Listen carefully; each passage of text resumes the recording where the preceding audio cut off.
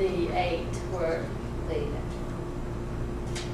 Okay, my name is Connie Deacon, and I work in distance education with Ed and Gail and Chris. Chris is in the back. He's videotaping tonight's program training, and I'm going to talk about Let More Collaborate.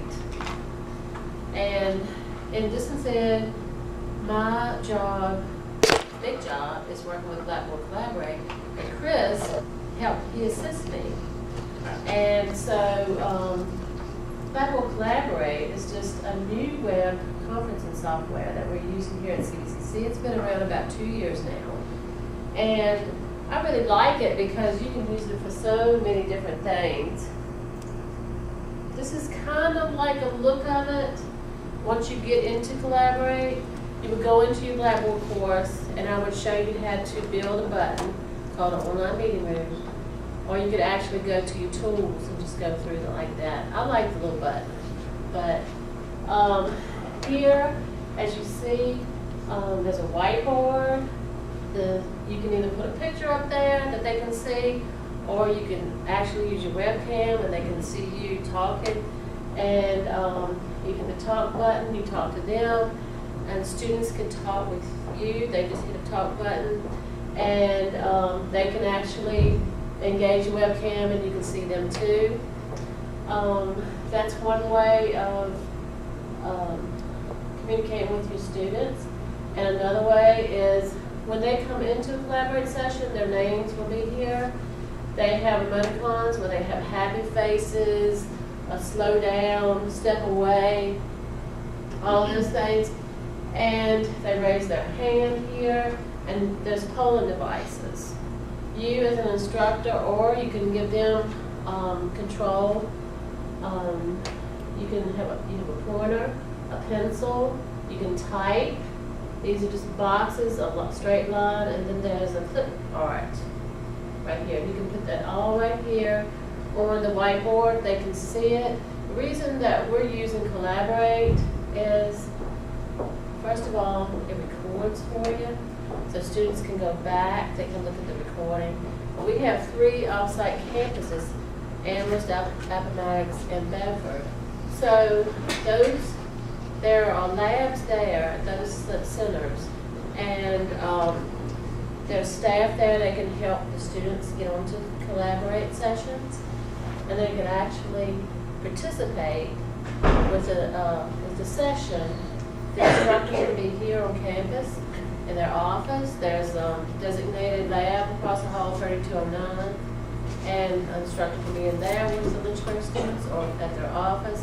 One instructor who teaches from Maryland, and he did great last semester with the connection. So then you can download PowerPoints. You can highlight the PowerPoints. You can bring up papers, show those. You can also, we have chat. Students love chat.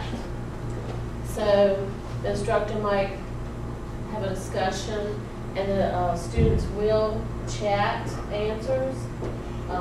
When a student raises their hand or to ask a question, you'll hear a little ding in your headset and mic. Students are taught how to use headsets and mics.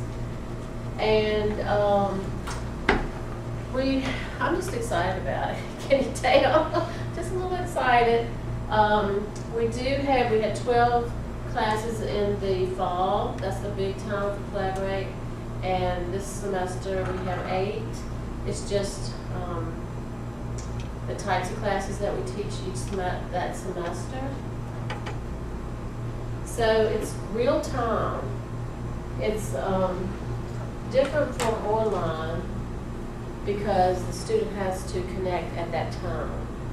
If it says in the syllabus 9:30, the student connects at that time, whether it be Chris and I train the students to use Collaborate, and then we encourage them, if they want to connect from home and they have the proper equipment, then they can connect from home.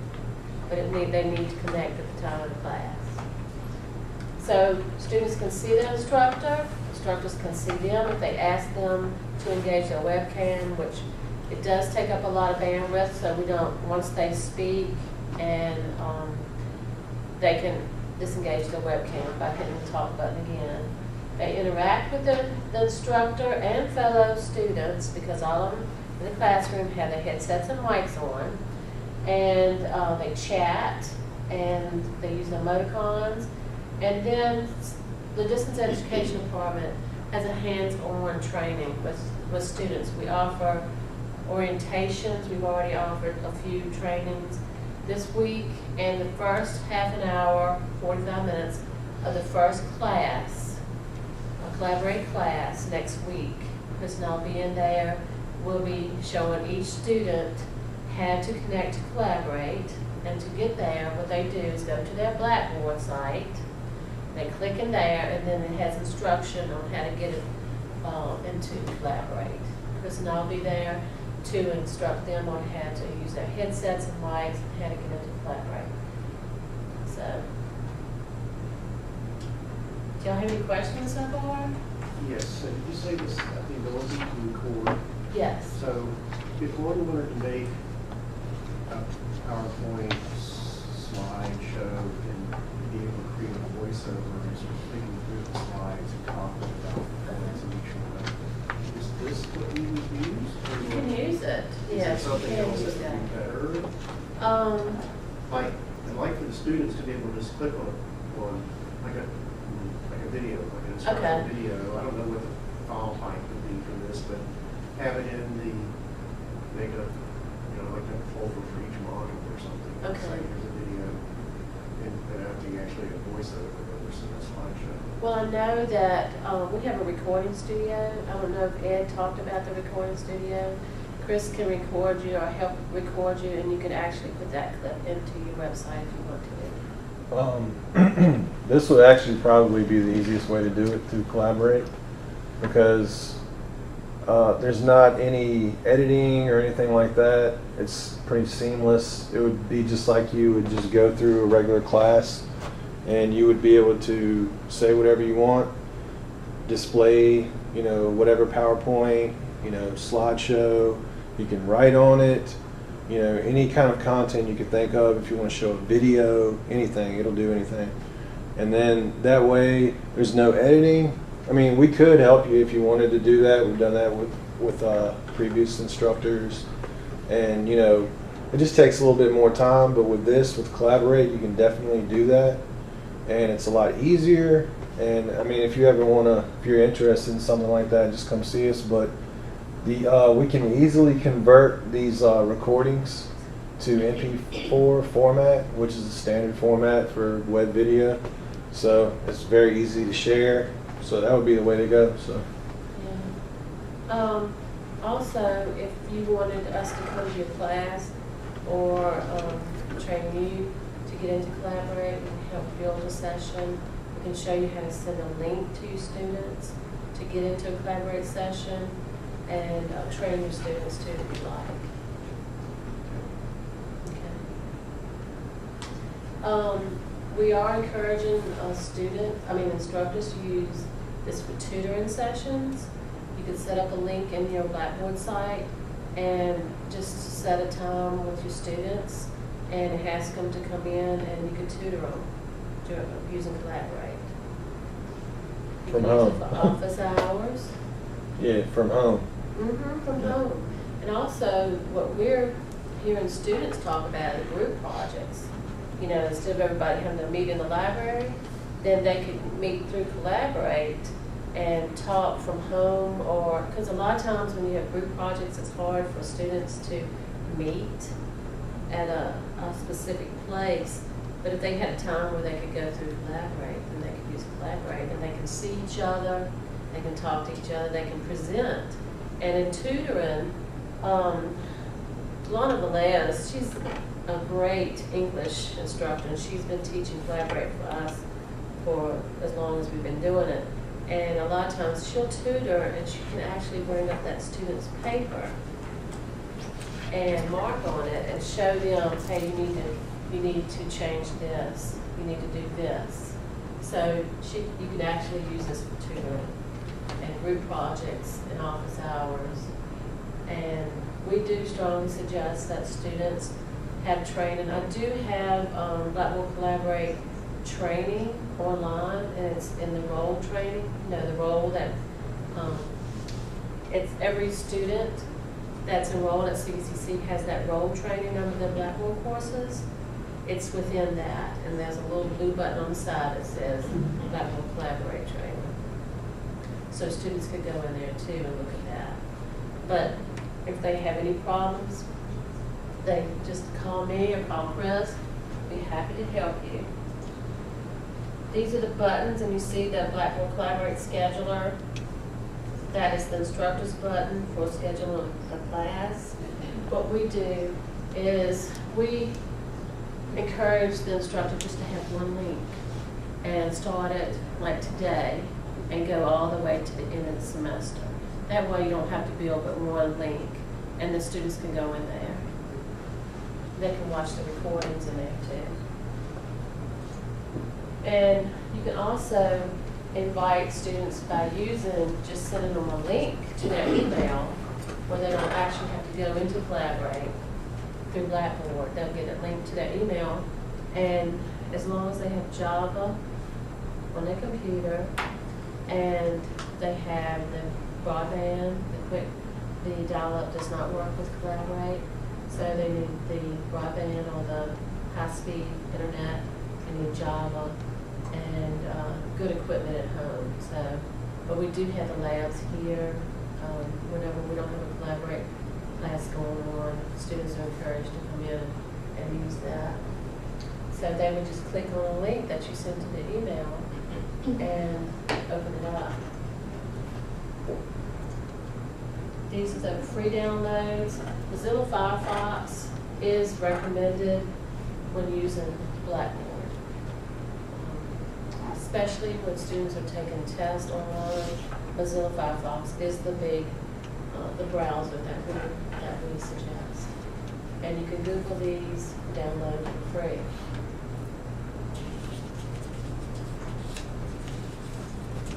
These are some classes that we have this semester.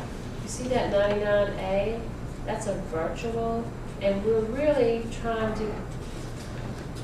to encourage students that they don't have to come to campus if they don't want to. They can take this class from home. So the 99A is for people that don't intend to come to class to campus. Even if they want to, they could, because there is a lab. But that 99A is the virtual, and the rest we have, the 3 sites: the Bedford, the Amherst, and the Appomattox sites, where students can go there too and connect to these classes. And I was talking about 3209. It's a classroom right across the hall. That's our lab that is specified for Blackboard Collaborate. And here's some contact information. I'm Connie Deacon, and there's my phone number, my email address, Chris Collins, and he is becoming more and more involved with Blackboard Collaborate. And there's another good thing: Blackboard Collaborate has 24/7 technical support. I mean, if I go home at 5, then students can call Blackboard Collaborate. They can chat with them. They can talk with them. I like to talk with them, so I'll just call them up, and I have done that lots of times. And there's a first-time user section, and there's training there also, and a 24/7 technical support. And that's all I have, unless you have some questions. We really encourage instructors to use this. I mean, it's good for bad weather, and post everything in Blackboard that you can, like Ed was talking about, because for snow, students, if they know that their assignments are there, and that you can connect through Blackboard and look at everything. And if anybody's interested in learning how to use Collaborate, please come and see us. We're in 3207. There's a block there of the Blackboard administrator and Chris and I. Any more questions? The But there's several ways of reporting. So come by and talk with us, and Ed, he'll suggest probably the best thing for you, depending on how you're gonna use it. Okay, thank you, Connie. Appreciate it. Nancy?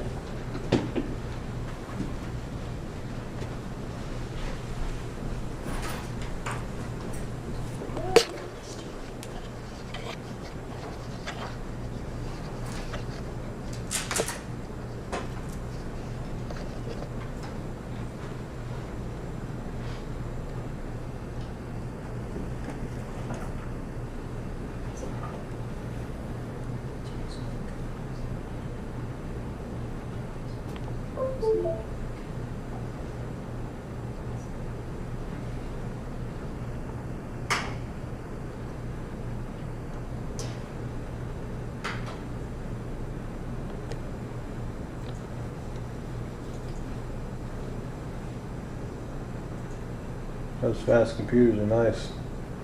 Say again? The computers are a lot faster in here. They're nice.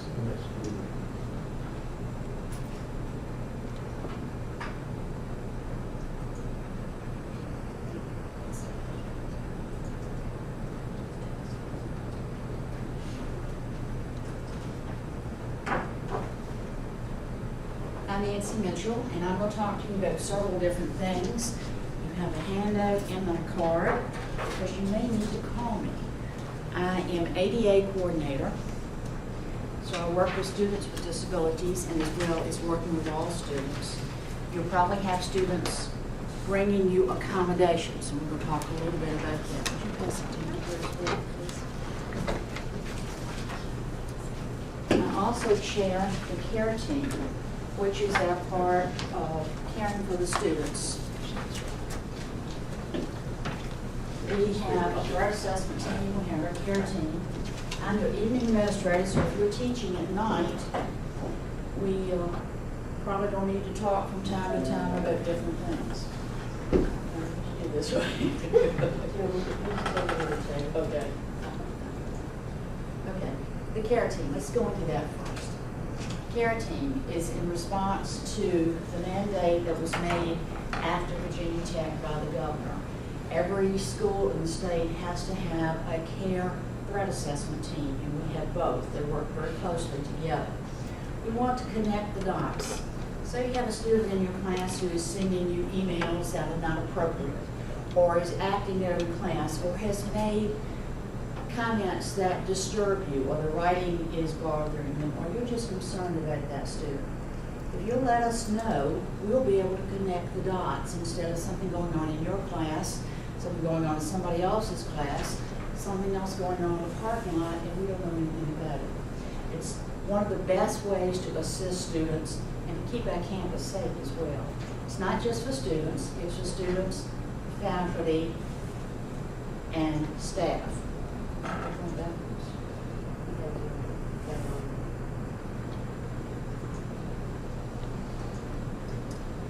This is the objective of a safe college community. We request that the students respect themselves and respect the college. We're providing support for need. We have some students who may become homeless during the semester, some who may be living out of their car, some who may need food. We're here to help in most any way that we can. We want to connect them to resources.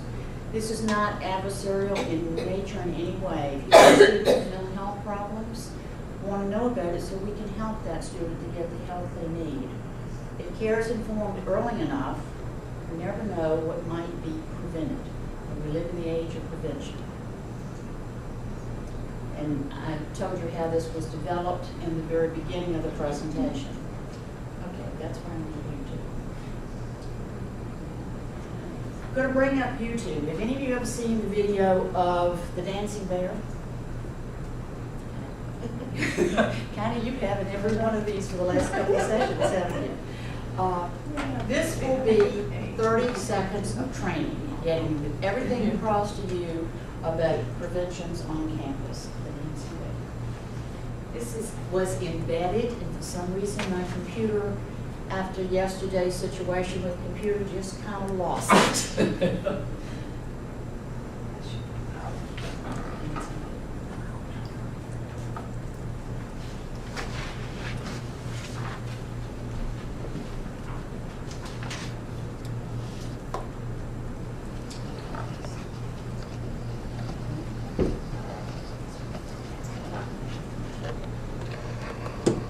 this will be your training for the care team.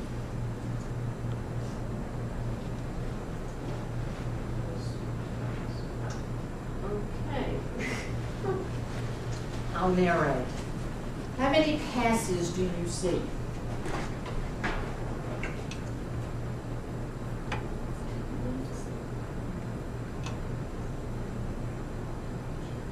How many did you count? 13. There are 13. Did you see the dancing bear? Okay, because I had said the dancing bear, you were looking for it. Now it's going to play it again. Those of you who did not see the dancing bear will see him this time.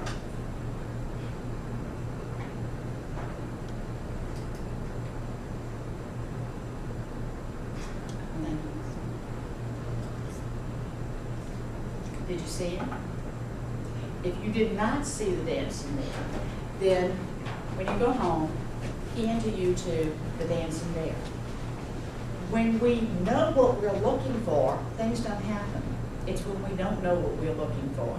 And the care team wants to connect the dots. And because you know something and somebody else that teaches at 8 o'clock in the morning knows something, we put information together. We make it real easy. We need to go back to the There is information on the web, there's an incident report, there are red flag behaviors, and I have those on the printout as well, so that if you're seeing any red flag behaviors in your class, please fill out an incident report and bring it to me. My official hours are 12 to 9, but I'm usually here about 10:30, 11:15. I am in counseling in office 2119. As Connie brings this up, I think the next part that we're going to go into is 2015. Which we're going to go back to the presentation 2015.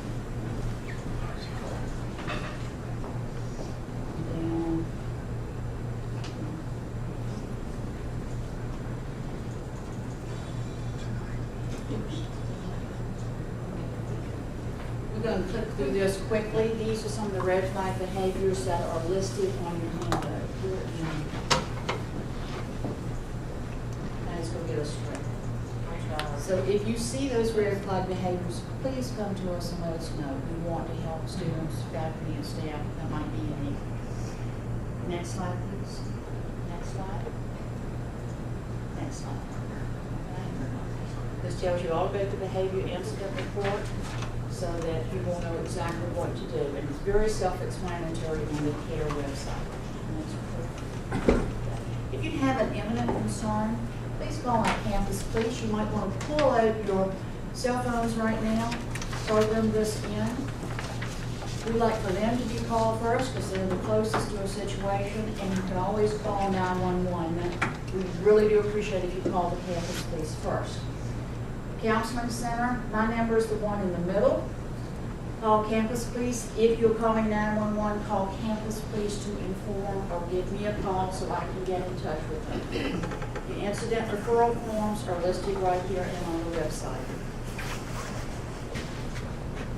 Then we talk a little bit about disability support services. If you have taught in the public schools, you probably know something about the IEP, the individual educational plan that anyone would have along with possibly a 504. We don't have that in college. We're moving from the IDEA Act to the ADA Act. I like it because it puts the student more in charge of their situation. Accommodations are based on documentation. We prefer to have adult norm testing to give as much information as possible. Once they have met with me, completed the application, we have the documentation, I write their accommodations related to that specific student and what they need. They bring you the letter. Every semester, each student gets a new letter because the courses change, the instructors change. So it takes up a whole team to implement disability support services. So I work with everyone on campus and appreciate what you do in working with the students.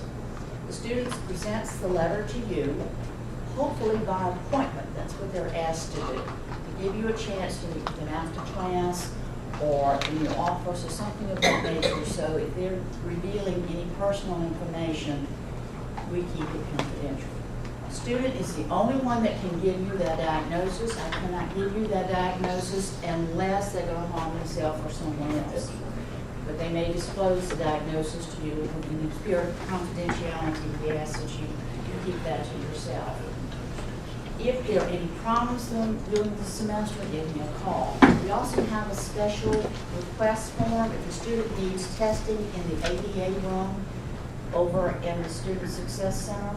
There's a form that the student's supposed to fill out from the syllabus that gives all the dates of testing. The student may come to you with some questions about that as to dates on your syllabus. My door is always open, and the students say, watch Miss M's door. It closes, but it opens again quickly. Feel free to get in touch with me at any time. Also, your evening administrator, questions, concerns, class cancellations, moving the class to another location. It's always good to let us know in counseling, especially me, because I'm here. The rest of the counseling goes home much earlier. Notify us in case of an emergency. If you are not going to be in class and you have a chance to put it on your blackboard or send your students an email, please do so, because if I don't have information, that's where I'm going to send them. If there are power outage, etc., let us know. Okay, Connie, next. The last hat I wear is Title IX coordinator. This is a statement that I haven't had a chance to look at my email, it's been so busy. No, but he's sending this to everyone to add in your syllabus. If you've completed your syllabus, just go ahead and do this as a handout and post it to your Blackboard account. Next statement, please. We work this semester and from every semester forward with Campus Save, Sexual Assault, Violence Education Act, which was passed this last March and put into effect. It's been amended twice since it was passed. This involves sexual assault, domestic violence, sexual harassment, and stalking. You and your students are going to receive information on Campus Save, and you're going to have the opportunity to work with Haven, which is sponsored by the Cvcc. There's a pre-test, an informational video or two, and then a post-test at Haven. There is to be 30 to 45 days between the pre-test and the post-test. What they're measuring is a change of attitude in faculty, staff, and students. So I would encourage you to get your students to participate. They will be reminded, those who have not participated in any way. You might even consider adding a point or two for participation, because we want students to know as much information as we can give them to keep themselves safe. If one of the above situations happens, what to do, where the resources are, and how they can get help. Next. On our web page for Title IX, we have all sorts of information. We have to do 2 investigations if a situation happens on campus. I have 60 days to complete a thorough investigation, and then I oversee what the police department is doing on the criminal side of an investigation. So both of them go together. This will remain confidential, but if there is an incident, it is reported in a Curry Act report, which has to be reported every October. And there are copies in the campus police force, and it's also on their website. I want you to know the reporting options. Counseling is available to people, all sorts of resources and support. This is how you get in touch with me, as well as the card. Feel free to give me a call if you have any questions. We're glad to talk with you. And welcome to Cvcc. You've been a welcome. Thank you. Thank you, ma'am. Thank you, Will.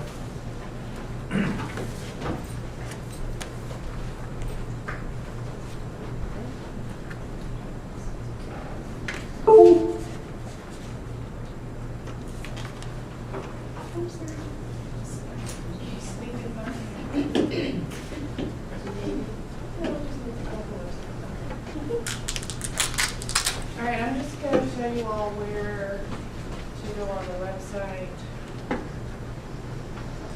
to find out the online orientation, which has a lot of this information and a lot more information, as well as divisional information. So you'll go to faculty and staff, and you'll click on adjunct orientation.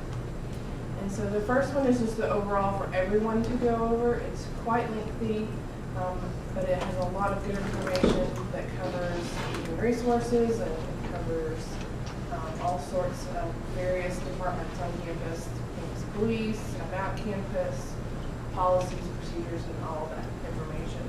And then each division has made their own divisional orientation online, and they have specific information for their divisions. So you'll just click on whichever division that you're teaching for and look at that one as well. Does anybody have any questions about those? Okay. Mine is too easy, so I'm not.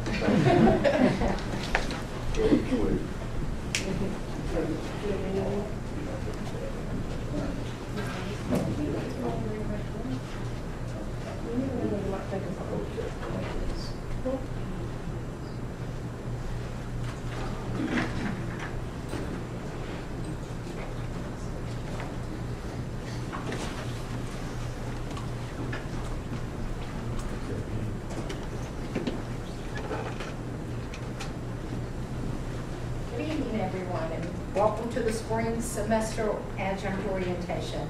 Most of you have already met me. I'm Connie Deacon, and I work in the Human Resource Office as an HR analyst.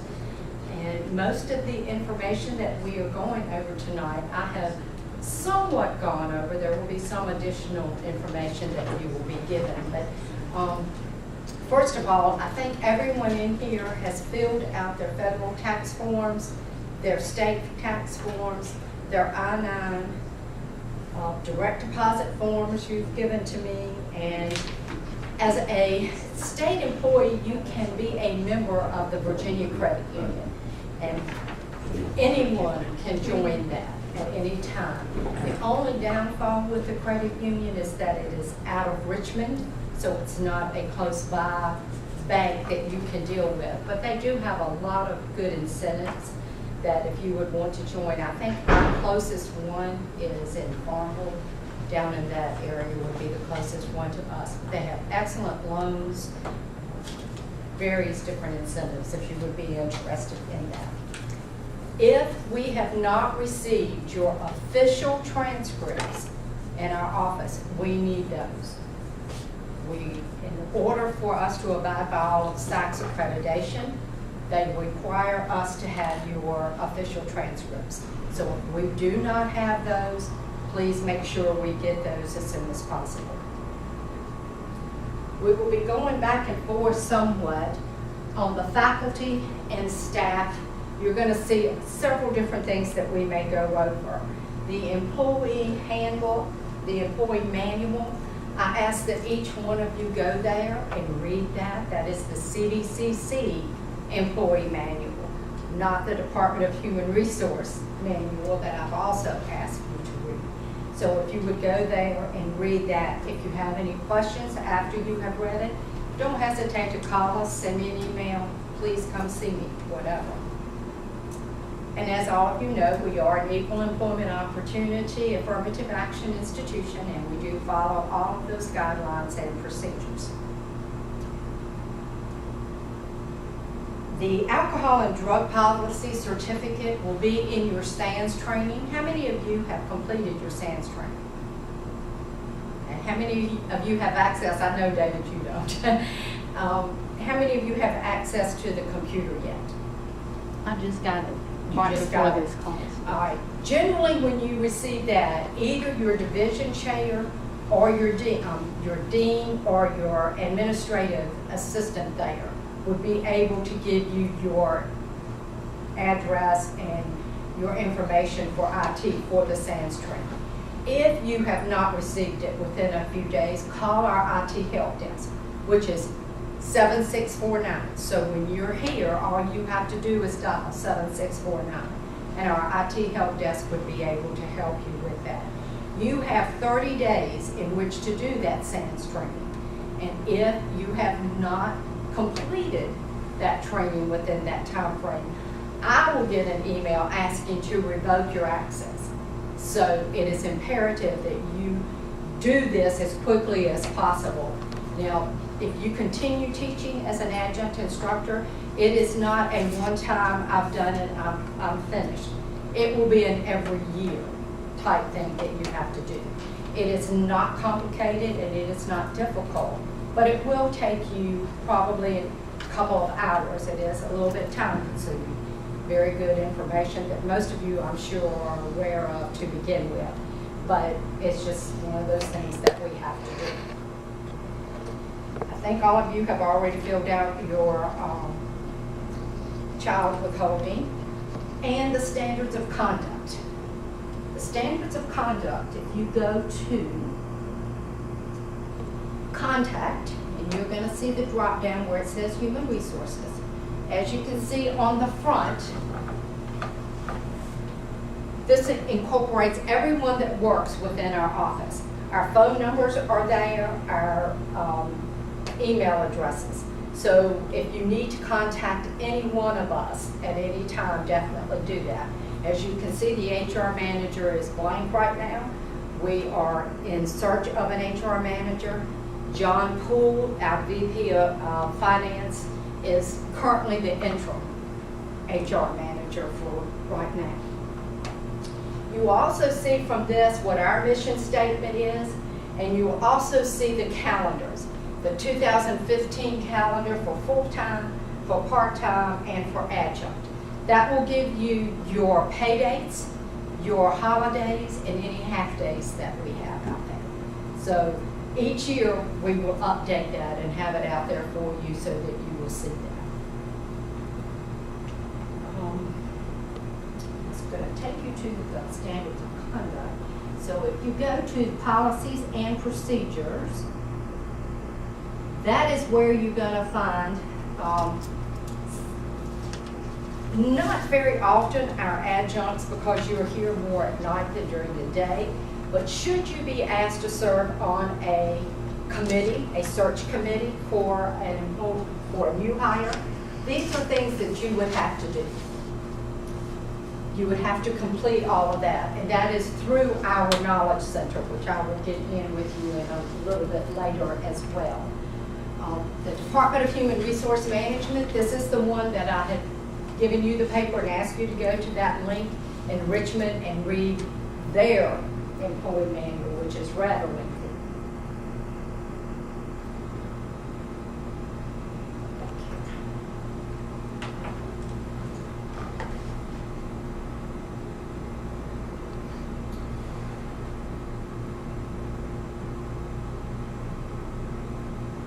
I'm going to go over Communication Central real quick with you too. This is where all of our committees on committees is located. Dr. Muriel Mickles in our Humanities and Social Science Division is in charge of our committees for the governance model. This is the draft for this current upcoming year. Should you decide that you would like to serve on any of these committees, all you would need to do is send her an email and tell her that you are interested in serving. Even if you don't want to serve, you would like to go to the committee and sit in on it and observe and view what they are doing, you're more than welcome to do that as well. And you may not have a vote per se, but you can still go and participate and be a part of that. And all of the minutes are listed out there as well. How did you get here? How did I get there? That underneath Communication Central, right here. That's where you will go. Also, another one that is very important. How many in here are aware of the E2 Campus Alerts? This is something that I encourage you all to be a part of. All you have to do is click on that. It's going to ask you for a login and so forth, which you can create. But from here, if we have inclement weather, the college is closed, you will get an automatic email, text message from your phone so that you know that the college is closed. So you will not be 3/4 of the way here and hear on the radio that we are closed. It's instantaneous. As soon as they know, it's there and they send it to you, so you will have that. Also, if something happens on campus, it's an automatic as well. So you will get it on your emails and you will also get it on your text messages if something should happen Let's hope and pray that that never does. But this is an excellent, excellent tool for you to have part of. The inclement weather policy, just so that you will know, generally is always advertised on the radios, the TVs, as well as through your emails and your voicemail messages on your phone. And then, of course, through the E2 Campus Alert. This year, we haven't had any experience of that. Last year, we had quite a few days, but this year, so far, we have not. I'm going to stop real quick since I see our campus police back in here. Is there anyone in here that has not already picked up their parking permit, their decal to go in their car? Okay, we have one here. I think this is Eric, correct? Mr. Anderson may need that. So I'm going to let you, if you don't mind, just stroll right back there. If you don't mind, I'm going to let you go ahead and do that. He's coming to you.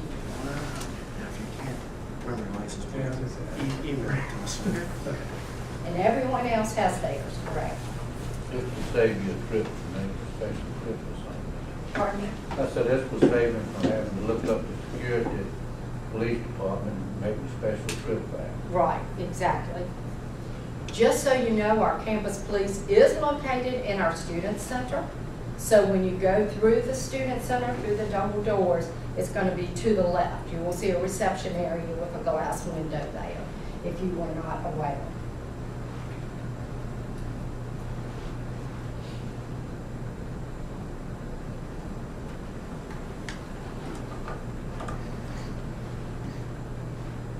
Employee recognition program. We do this usually in February and early March. February is for our faculty that we recognize as an employee recognition, and they are awarded at the graduation. They get a medallion and $750. An email will go out to you asking for nominations. So what we ask is that you submit those nominations. They normally come to our HR inbox, and we forward them to the search committee, to the Employee Recognition Committee, which is one of those Communication Central committees. So the Cougar Recognition Award is something that is totally new. We just recently had that within the past year or so. And that one, the award will be based on an employee's job performance, and that too is being submitted. Nominations will go out and ask for you to nominate, and once you do, you submit that in to me. Then about, I say late February, early March, an additional email will go out asking for all of the rest of the nominations.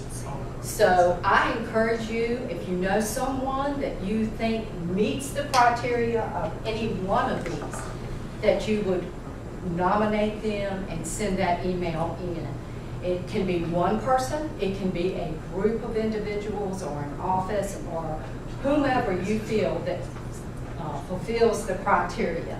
But that's the most important part when you're making your nominations, to make sure that they go by the criteria that is required. Association memberships, we have quite a few here. We have the Faculty Administration, which you all could be a part of, the Classified Staff Association, and we have the Part-Time Staff Association. They're all free associations that are a part of the college. We also have what is called the VCCA, which is our Virginia Community College Association. It is a $15 fee to join that program. They have sessions usually once a year. It's a conference in October normally, and it is in different locations. They have quite a few different concurrent sessions that are very, very good. Very good networking, and also around April, I guess it is, I think around April, Vicki Banks, who is our liaison here on campus from our accounting office, will send out an email asking for nominations, once again, for Showcase Award winners. You have one that can incorporate classified staff, part-time, adjunct, And then you have the faculty that you can, administrative faculty or a regular faculty that can be nominated as well, or the adjunct faculty. So any of those, once again, the criteria is sent out with that email asking for you to make the nominations. So at any point when any of these nominations are sent out to you, if you've experienced or you have seen or know someone that you feel is applicable to those, definitely make those nominations. It is a $15 fee to join the VCCA. You do not have to be a member in order to win the Showcase Award, but you would have to pay the $15 prior to going to the conference should you be a recipient of that. We also have what is called the VGEA, which is the Virginia Government Employees Association. That one is a little bit more expensive. It's $40 a year to join. However, the money for that is what the VGEA stands for. They go and lobby for our rights, our benefits, things that they see that all state employees, not just higher ed, but all state employees are what we need and that they are there to look out for us. So those are the associations. Do you have any questions regarding the associations? That can be payroll deducted as well. So are these listed on the slide, these various associations, or? No, they are not listed, but if you have questions, you can call me, you can email me. Come see me. I love it when you come see me. So that's always have an open door policy, so enjoy you coming. Our smoking policy, we really have a non-smoking policy per se on campus other than in a couple of locations. There are gazebos, so if you smoke, we ask that you abide by those policies and do that in those smoking gazebos, which are near the Arriva building and one at the back of Amherst. Rev Amherst building. Is where they are located. The sexual misconduct policy is underneath human resources and underneath our policies out there. Sexual misconduct policy is pretty much self-explanatory. Just remember that it doesn't necessarily mean a physical thing. It can also mean jokes, dirty language, whatever. So should you have an issue with that, you would need to come to see us in human resources, and we would make sure that it's taken care of.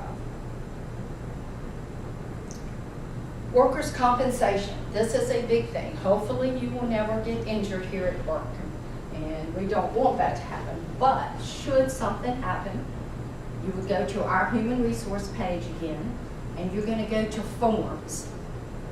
This is where, I'll go over quite a few, but this accident report, employee, this is where you would fill out your first accident report, letting us know exactly what happened, if you're capable, of course, of being able to do that. If not, hopefully your supervisor or whomever, campus police, whoever is here to help, would help to fill that out until you are able to do that. That needs to be submitted to us, ASAP, within 3 days and no later than that. So what you would do is just click on it, and that shows you.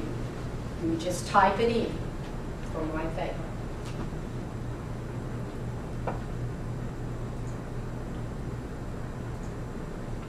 The accepted panel of physicians. This is another one that you would need to read and fill out. The Physicians Treatment Center, just how many of you know where the Physicians Treatment Center is? Okay, I see one shaking her head. If you go straight down Wards Road, do you know where the Exxon station and Kentucky Fried Chicken? Going straight down, you go past Kmart. Any of you familiar with Pittsburgh? All right, when you go to the bottom of our hill, you will take a left, and you will keep going straight. You're going to get to the cookout and where you would turn to go to the mall. You keep going straight. You're going to go all the way to the next stoplight, and at that stoplight, you're going to see an Exxon station, and you're going to see Kentucky Fried Chicken. Across from the Exxon station's Taco Bell. At that stoplight, you're going to take a right. you're gonna see Little Caesars on the right-hand side. Across from Little Caesars is Physicians Treatment Center. So it's right here at us, it's not far away at all.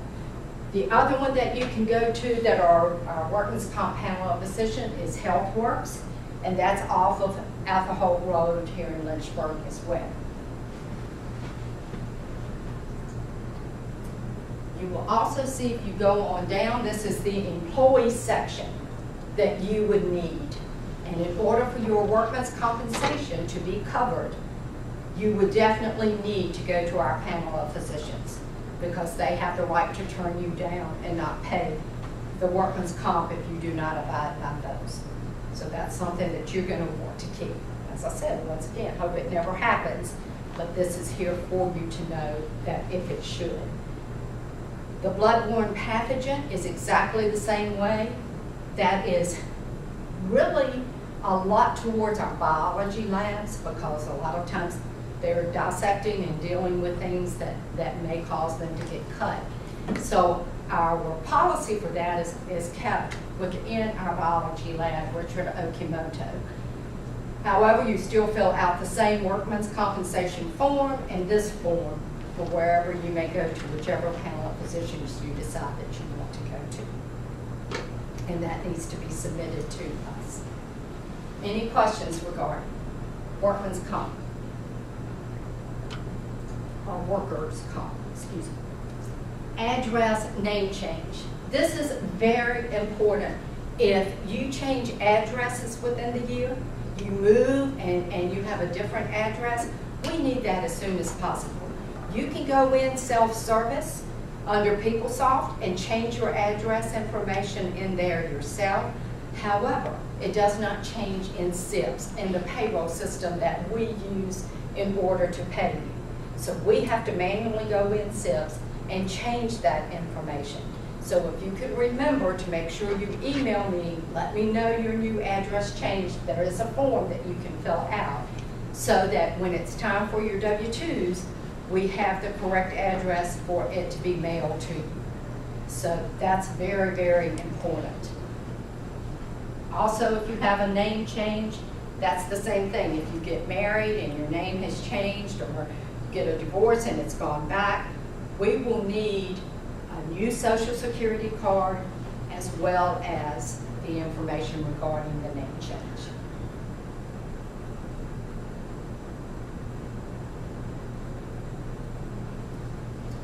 Direct deposit, if you decide that the banking information that you have given to me previously, that needs to be changed, you can go in here and change that direct deposit.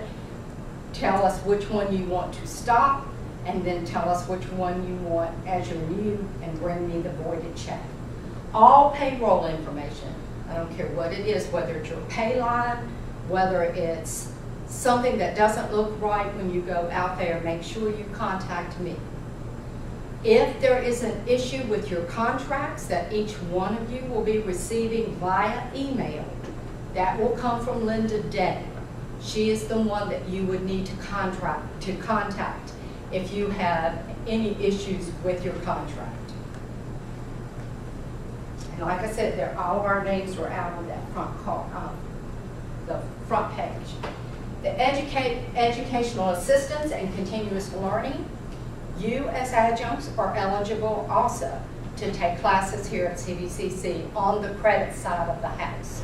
So you are eligible to take up to 6 credit hours per semester, up to 12 credit hours per academic calendar year, which would be August the 16th to August the 15th of the next year.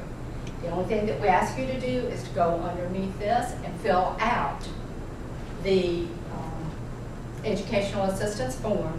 Your supervisor has to sign off on it, and you bring it to us. We make sure accounting gets it, so you are not charged for that class.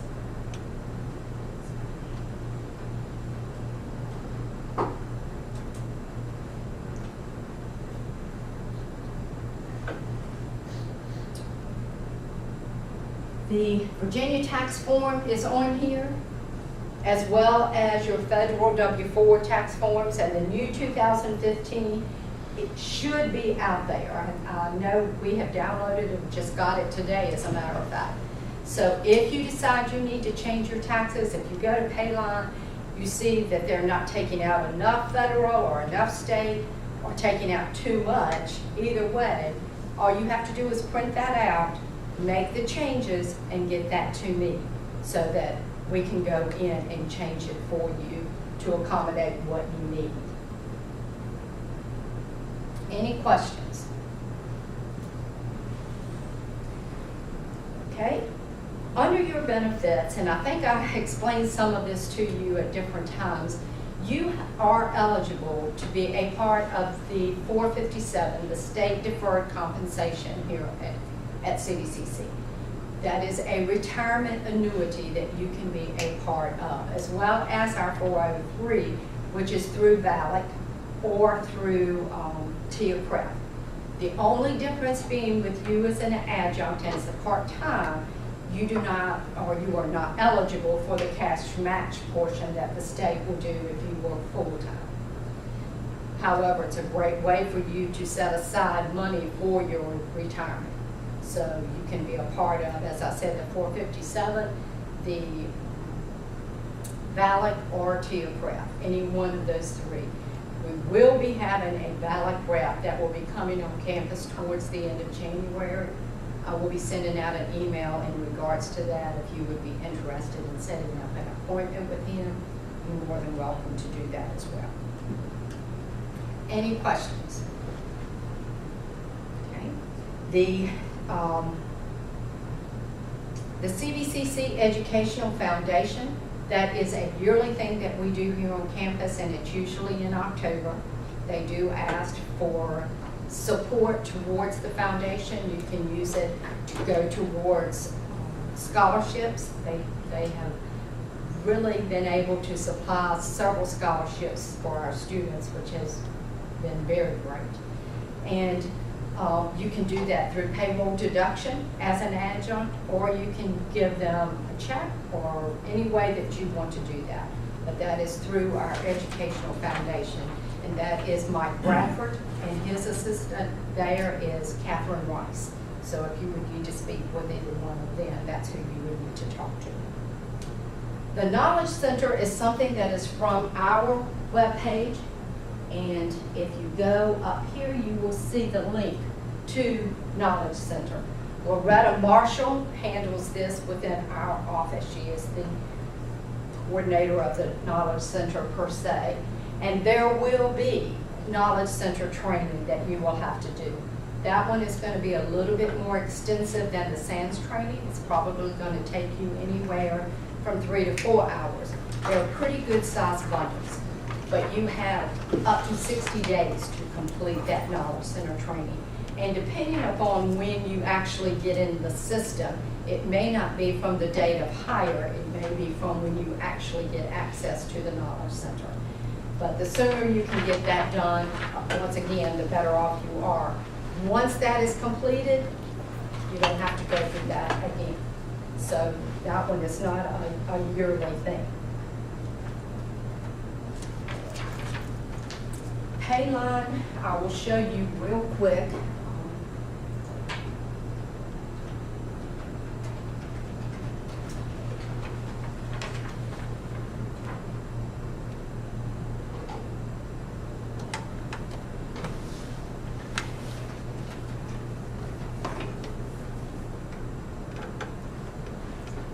If you go to the Department of Accounts, Richmond, Virginia homepage, if you scroll down, you're going to see a link that says Payline, and then you will go to that Payline web link. Here, the first thing that you're going to need to do is go to this forgot password. So once you click there, it's going to ask you several questions. First being, what is your COV ID number? How many of you remember the difference in your EMPL ID and your COV ID? Your EMPL ID, remember, is your PeopleSoft, your Blackboard. That will be on your name badge when you get that. That will be your EMPL ID. Your COV ID is your state ID number. That is going to be totally different. It's going, if you were to separate it, it would look like a social security number. If you were real new to the state, it's going to start with 006. If you've been with the state, it will be numbers before the 6. But that's what you're looking for, is a 006 number, or a 00, whatever numeric numbers yours may be. That's what you're going to have to put in here. Once you put that in, it's going to ask you questions. It'll ask you for the first 3 letters of your last name. It'll also ask you for a passphrase.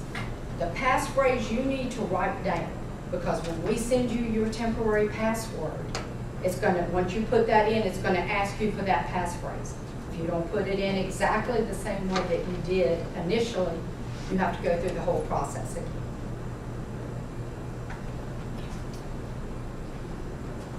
Any questions on anything that we have gone over?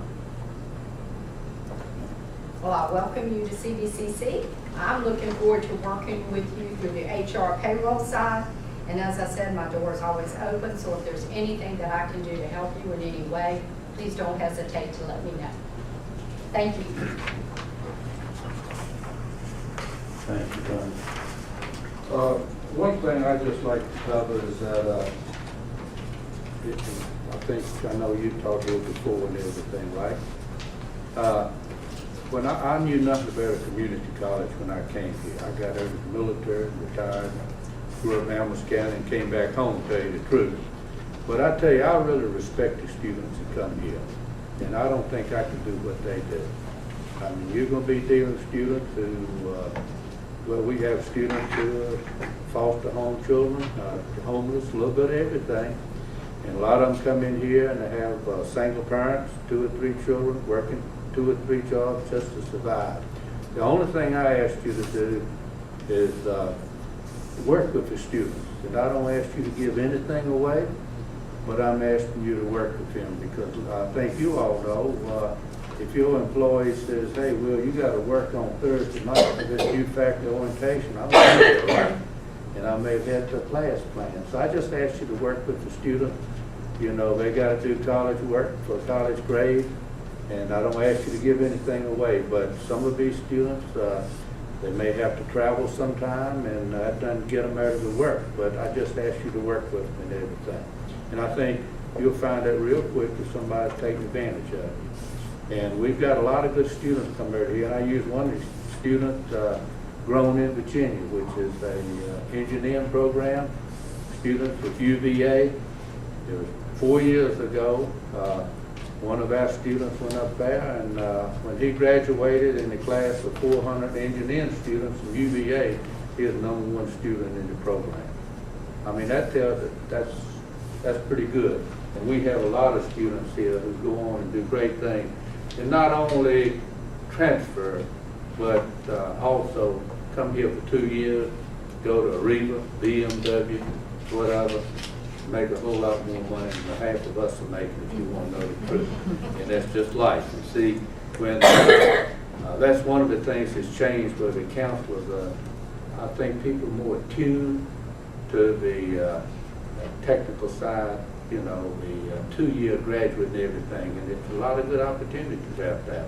So you're going to get a mix in your classes. I know in your health classes you're going to have a lot of pre-nursing students in there, but everybody's got to take a health class and everything. So who's teaching STEM Academy? You're teaching, these are high school kids coming out in the senior year of high school, and they're coming here taking classes, and that's getting them some skills so they're going to be more marketable in the workforce. And if they want to go on to a 4-year college, just preparing them for that, and they take some hard courses also. The other thing is that I would ask you, if you have questions, please ask them. Go to your dean, and being honest, 90% of the questions could be answered by the administrative assistant. When I was a dean, Ava Conley, for y'all in the business and allied health, I depended on her every day to keep me straight and everything. She's great. And it's the same thing. So go to the dean, make sure if you ever have a question and you can't get an answer, you come see me, okay?